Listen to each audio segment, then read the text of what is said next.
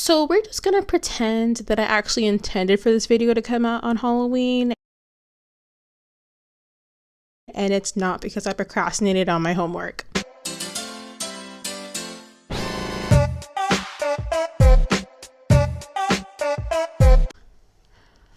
I don't have a candle. Let me grab a candle. Okay, that's better. Let's restart. So hi, my name is Zaria Smith and I typically make commentary videos just like this one. And today's candle that I just lit 2 seconds ago is Vampire Blood from Bath and Body Works. I want to say like a year ago, perhaps 2 years ago. But yeah, that's the candle of the day. I don't know about you guys, but there's something about Halloween every single year. I just get so excited. You know, it just gives me a sense of joy before my life gets so depressing when the holidays come, you know? And like, I don't care if it's some ancient Celtic pagan holiday. I'm still going to put on my cute little outfit and I'm going to have a fun little time. And I'm going to eat candy. And that just is what it is, you know? My favorite thing to do during spooky time, like this one, is to watch like horror movies, or at least Halloween themed movies, because like I love Halloween Town, for example, or Scary Godmother. Those aren't particularly scary, they're just like movies that are based around Halloween, you know? And you know, to be honest, whether it's Halloween time or not, I do love watching horror movies in general. It is actually my favorite genre, and last year during this time I took a horror movies class. This is crazy because I'm graduating in 2 months, but I took a horror movies class last year because I love horror movies just that much, and it still didn't quench my thirst of watching horror movies. I could watch one every single night and I would be happy with my life. And like, I've loved scary movies since I was about 10 years old.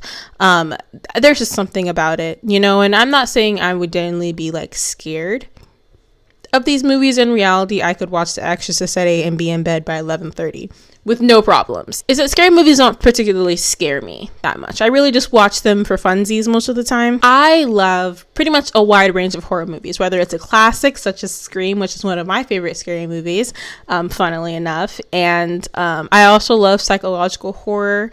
I love subtle horror. I love all types of horror of all different types of genres because I just love how interesting it is, you know? Like, I see movies like Hereditary and I'm like, bravo. I see Silence of the Lambs and I'm like, yes, this is perfect. And I love to watch Halloween or Texas Chainsaw, except for the one that just came out. That one was horrible. I just love watching it. I love horror, and that's pretty much what made me want to talk about this topic. So recently I was scrolling through TikTok, which I guess is kind of how a lot of these videos start, and I saw people talking about this new horror movie that was so terrifying, so scary. People were passing out, they were throwing up, they were walking out of the theater, they were having horrible times, and I was like, this is so terrifying. This is the scariest movie to come out of 2022.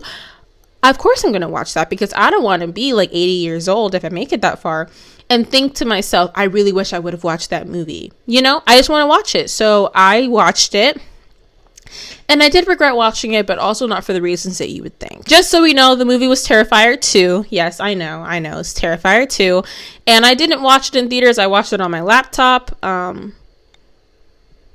I'm not going to get any further into that. I'm not going to say how I watched it, but I'll say I watched it. General review of the movie is that I could have gone without a couple of things. Like, for instance, the little girl that was following him throughout the movie and the clown makeup and stuff, really unnerving. Didn't like it. It didn't really add anything to the plot of the movie at all. I feel like, if anything, it helped one of the main characters get to the final location. But other than that, she was just weird. I didn't like her. I also really hated the end credit scene, which I'm now thinking right now, filming this video, she probably took Art the Clown. Oh, by the way, this is a spoiler review. You're gonna know what's gonna happen. But basically, this child takes Art the Clown's severed little head and leaves with it. You're like, where did it go? In the end credit scene, apparently, the lady that he mauled in Terrifier 1 gave birth to his head.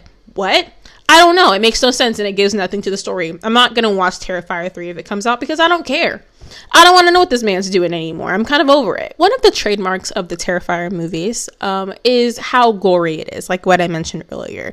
There is a really weird amount of gore, and I actually did a poll on my Instagram, and some of you guys said that you felt like there was a line between gore, too much gore, and some of you guys were like, I hate gore. Other people were like, they love gore, and some were neutral. But the point is that these movies are gory. They're not necessarily scary. It's the concept of a killer clown traipsing around a small town every single year, you know?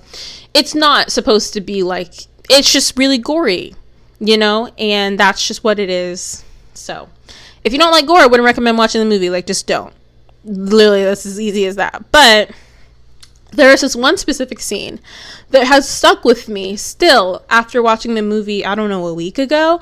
And that is the scene. I'm going to try my best to not describe it in a really horrible way in case you guys are really visual. But basically, this clown decides to pretend he's in ninth grade dissecting a frog, and it's instead dissecting a person.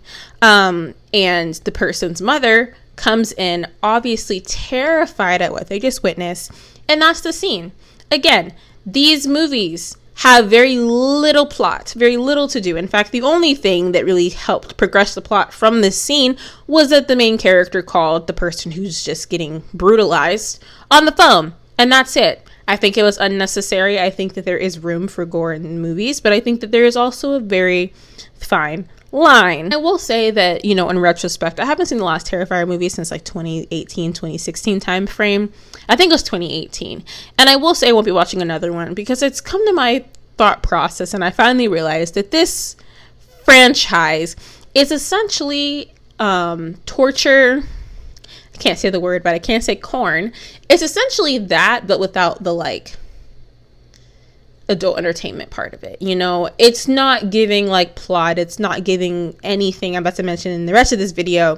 This movie was not good. I rated a 6.5 out of 10. It really wasn't that good, and if you haven't watched it, don't watch it. It's really not worth your time or the trauma you might get from watching if you haven't seen anything like that before. So back to our scheduled programming. This video is a deep dive into the obsession that we have with gore.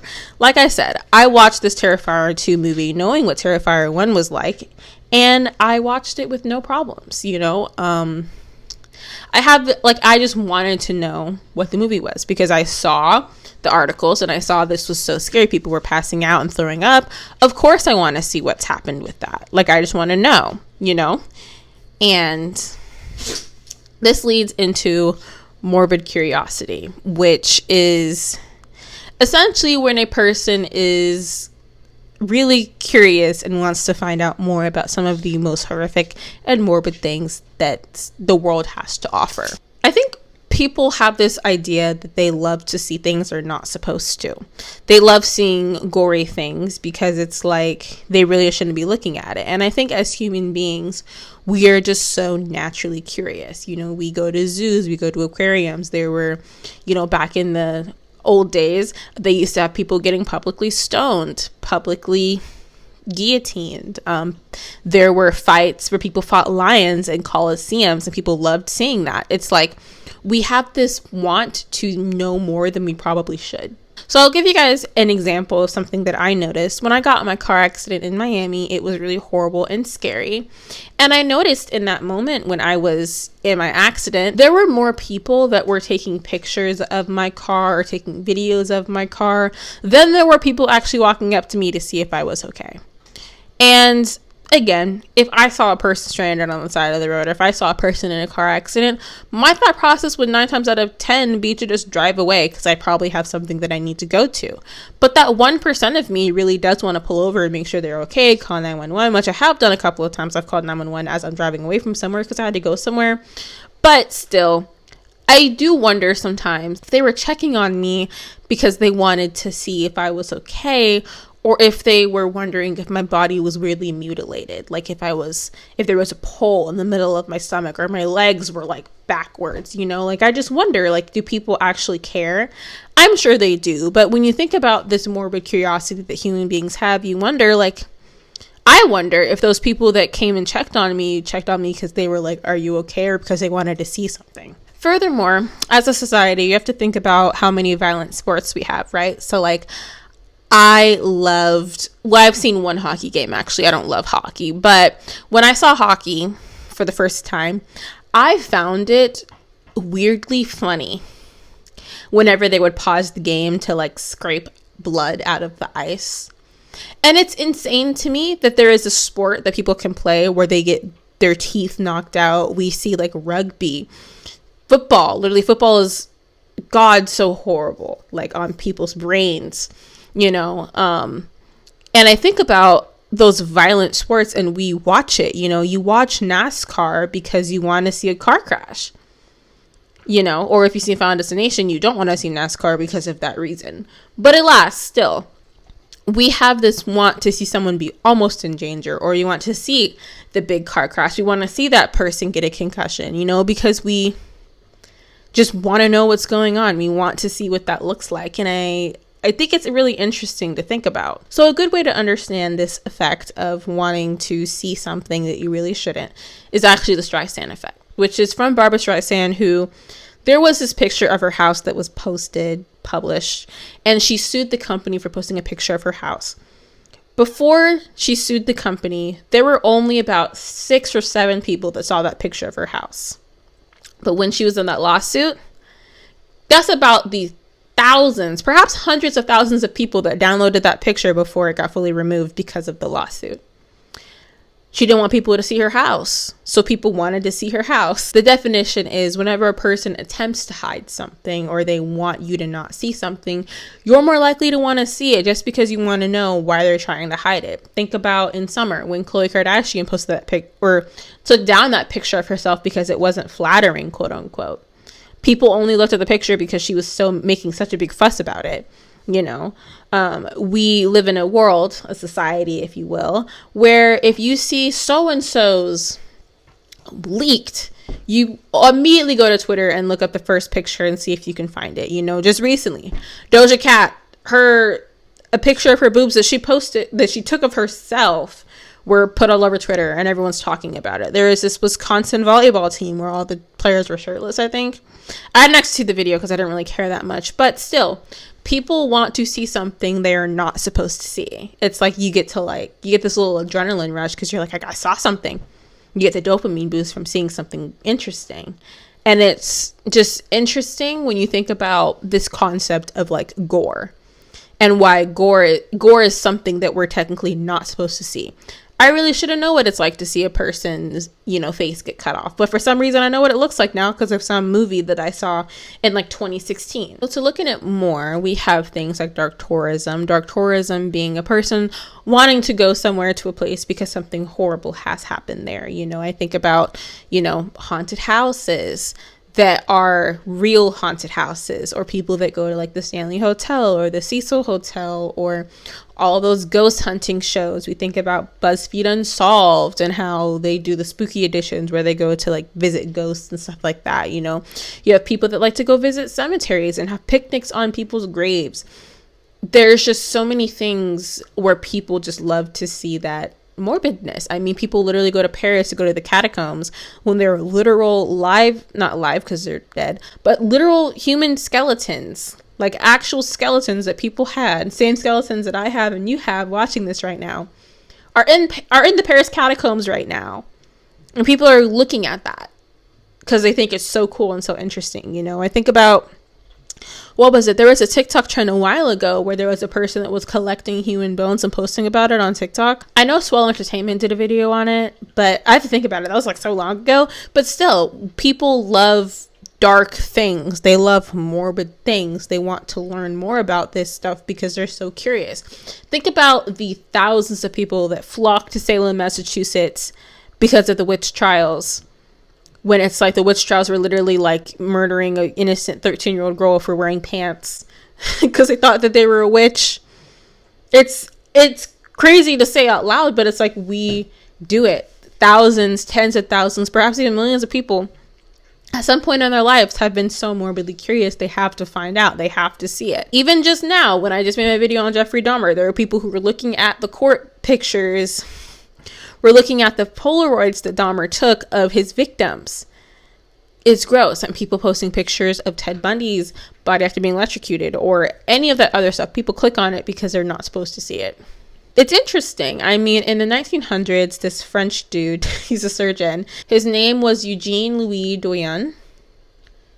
I think that's wrong. It's okay. He posted a series of images of a person that he sliced up to learn more about anatomy, though these pictures are not what you think they are. Do you guys actually want to see it? I think I might get demonetized if I show it. Okay, content warning.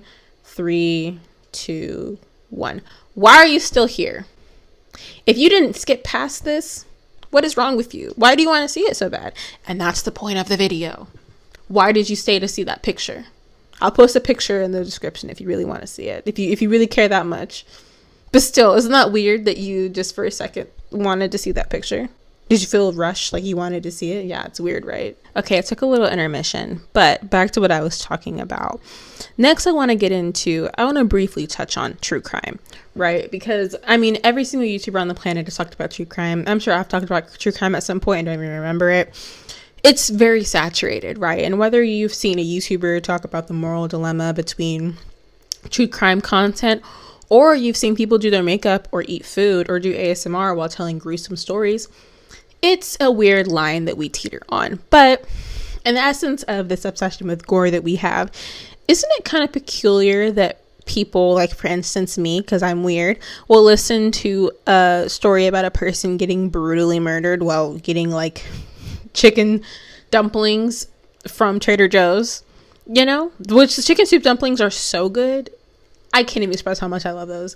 But still, it's weird, right? There's a plethora of cop and true crime shows. For instance, when I was in high school, I loved Dexter. That was my show. I was obsessed with it. Also, there are shows like, Breaking Bad still has really gruesome, weird moments. And it's weird that some of those shows are regarded, like Breaking Bad is regarded as one of the best TV shows of all time. And that show has weird gore in it. People are getting shanked and unalived, yet it's supposed to be great television. I mean, I think it is. It's so good. But still, it's interesting to think about. I think that one of the reasons why I like true crime so much is because I have this weird idealized version of myself where, like, if it were me, if I were the victim, I would know how to get out of that situation, like how I back into parking spots. Or how when I lived in Orlando, I used to jump into my car because there was a thing where people were slashing people's, like, ankles trying to get into their cars, you know? I get in my car and I immediately look in the back seat because I'm like, there's someone in the back seat, you know? It's just a lot of things. And I don't know if it's like me being cautious or me just being so traumatized from hearing these stories that I don't want the same thing to happen to me. In reality, I'm probably not the next JonBenet Ramsey. At least I hope not. But it makes me feel comfortable knowing that I would know how to get myself out of a situation if I were held captive by someone, or I had to make a really fast decision. I could think about my catalog of knowledge from all the true crime stories that I've seen to help me get out of that situation. It gives me a false sense of security. Though in reality, if a man did try to murder me, I probably would just freeze, because that's my typical response whenever something bad happens, is to freeze or run. I do wonder, like, why directors feel the need to show something so gruesome, or why whenever they have those Forensic Files shows or those Netflix documentaries, they like to show as much stuff as they can, because, you know, censorship does exist. I think about even like Terrifier 2, right? Like, there is a scene in the movie, again, if you don't want to hear something gruesome, just please skip to the next point in the video. But there was a scene where he used a person's head, like a real person's head, as a trick-or-treat candy basket, and handed out candy to kids out of this person's head. Yes, that happened in the movie. And I think, why did the director feel the need to add that in? What did that do other than, I guess, terrify, which I guess is the whole point of the movie, is so you're terrified. But I think it's interesting. It's kind of like the equivalent of, you know, like Sydney Sweeney's boobs being across the screen whenever she's in Euphoria, because it's like, what does that really add to the story? It doesn't add much, but it does add a little bit of flair. When people watch scary movies, they do have a sense of like alertness, and they do, you know, kind of get these experiences of fear, dopamine, adrenaline, while not having to worry about the actual act of these things happening to them. Anyways, there is this distance that you're this hypothetical, omnipotent spectator watching everything from a distance. You get to watch someone crawl for their life while eating your popcorn and being so unbothered. You experience the suspense, but you don't really experience the true terror because it's not you, it's someone else. But again, we would rather it be someone else than ourselves. It's like interesting. We like this concept of feeling fear, but controlled fear. It's why we love, you know, roller coasters, going into haunted houses. We like the feeling of being scared. We love screaming, but we don't like actually being in danger, because if we were actually in danger, it wouldn't be really fun. We wouldn't be having that dopamine release. We would just be terrified, running for our lives, and then be traumatized for the rest of it. We have people who love gore, other people who hate gore. Some people feel neutral on the matter, and some think that there's a line.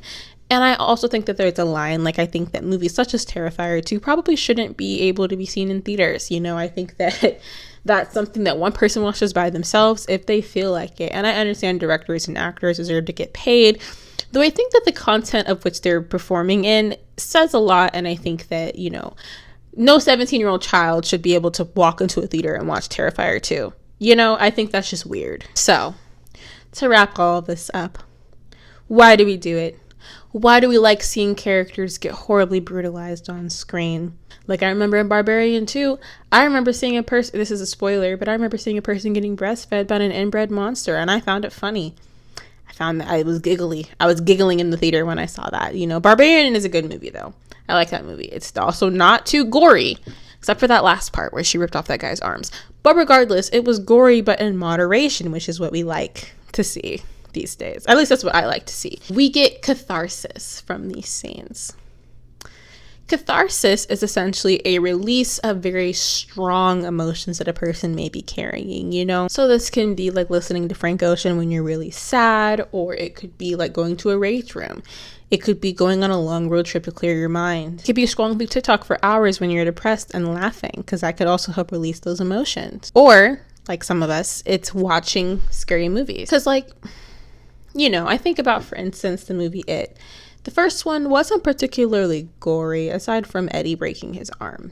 But what we did see is, you know, you got to see little kids get chased around by a clown, which wasn't really realistic then. Well, I guess it was in 2016, you know, those scary clowns that were chasing people back then.